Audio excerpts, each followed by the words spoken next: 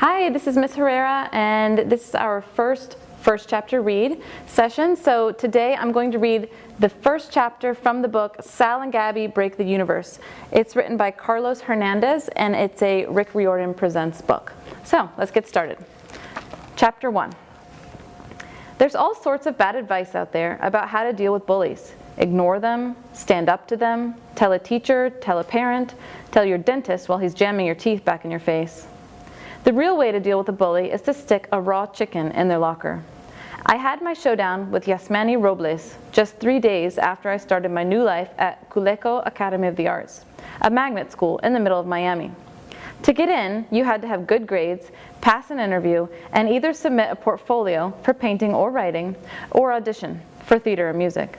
You'd think all the effort someone has to go through to get into Culeco would have kept out bullies, but I guess not. I guess there are just too many of them in the world.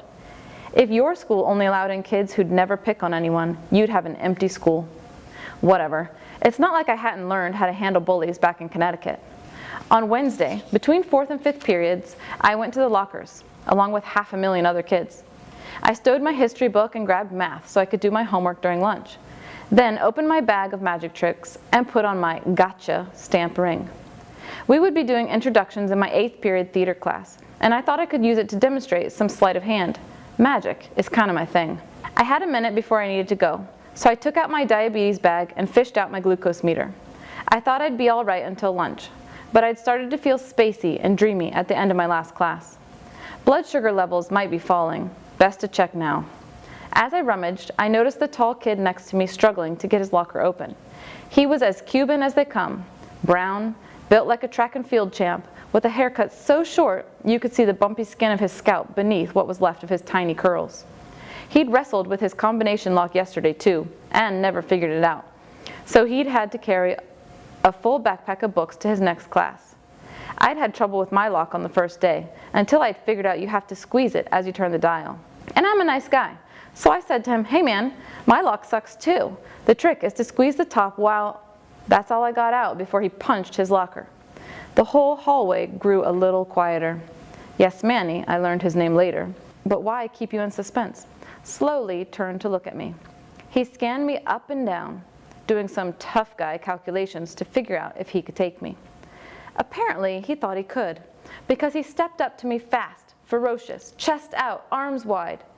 He'd been in a lot of fights, judging from his flat as a shamrock nose. "Just come back from safari, white boy?" he asked. "I mean, if you even are a boy." Let's take a second to break down this insult. The safari crack was because I had on canvas cargo pants and a cargo vest, each with 4 pockets brimming with gadgets and tricks of the trade. Pretty much all the clothes I own have tons of pockets. I'm ready to perform at any time. You never know when the world is going to need a little magic. The white boy crack was because, I guess, to him, I looked white.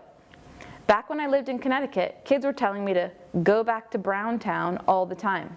But I was in Miami now. New place, new rules about skin color.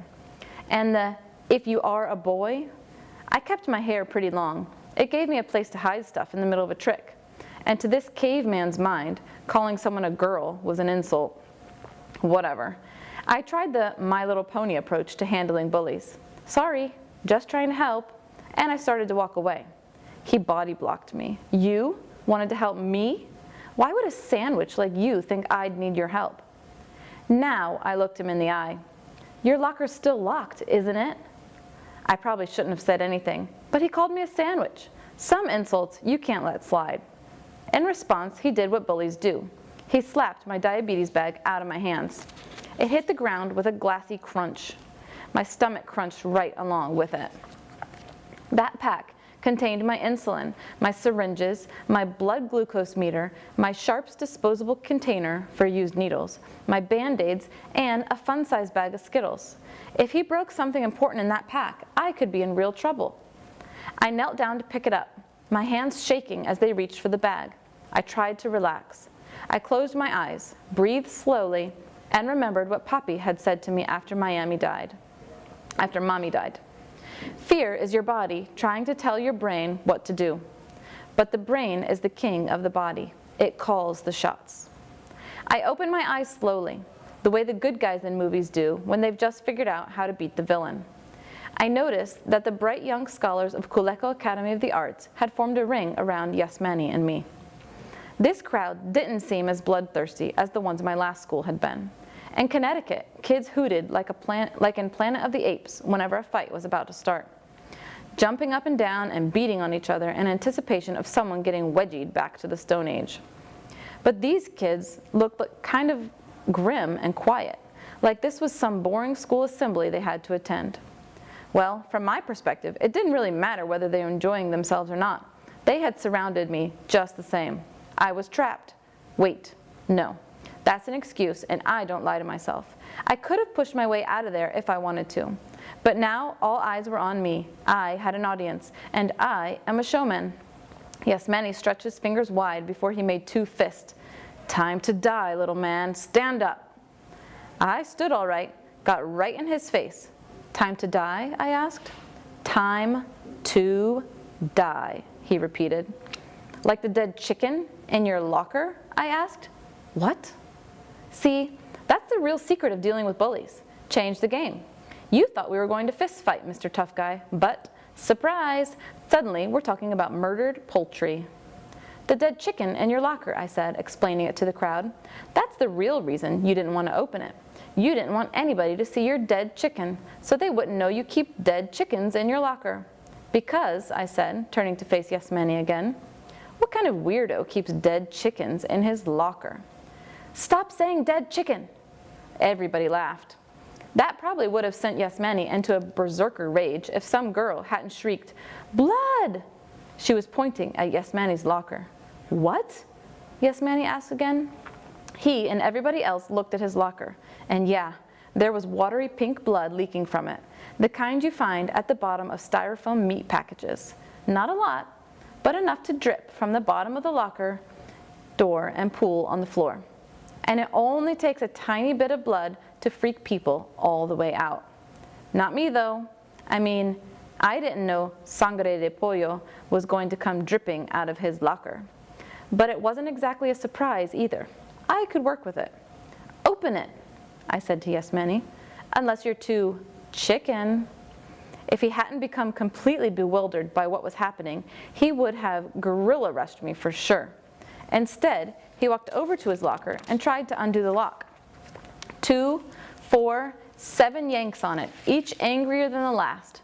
Then he punched his locker door again and said, I can't open the stupid thing. I keep trying, but I can't. Here, let me. He took a step back to let me through, but not without asking, what? How do you know my combo? His combo was still taped to the back of the lock, about as sharp as a bowling ball, this Yasmani. I looked at him over my shoulder with spooky eyes and replied, Fool, I am a magician. I can read your mind. Then I spun the dial with fast fingers, clock, then counter, then clockwise again. I tugged the lock open dramatically and with a flourish, removed it.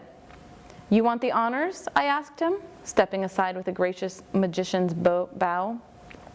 Yasmani, Bro had gone full autopilot by now, stepped forward and opened the locker door. Every kid behind him on tiptoe, watching, waiting. A whole raw chicken, like you get at the grocery store, with bumpy yellow skin and no head, flipped out of his locker, landed on its chicken butt, and went splat. Kids scattered, screaming. Adults would be here any second. Yasmani did a 180 and looked around wildly. He didn't have eyes anymore, just fear. I didn't put no dead chicken in my locker, he yelled. You gotta believe me. I believe you, I said. Of course I did. It was I who had put it in there, after all. Abracadabra, chicken plucker. And that is the end of chapter 1 of Sal and Gabi Break the Universe by Carlos Hernandez. If you want to check this book out from your library, please fill out the Google form and I'll select one of the names to be the first to check it out, and the rest of you can come down and put it on hold. I hope you enjoyed our first chapter read and come down to the library, see what we have. Thanks.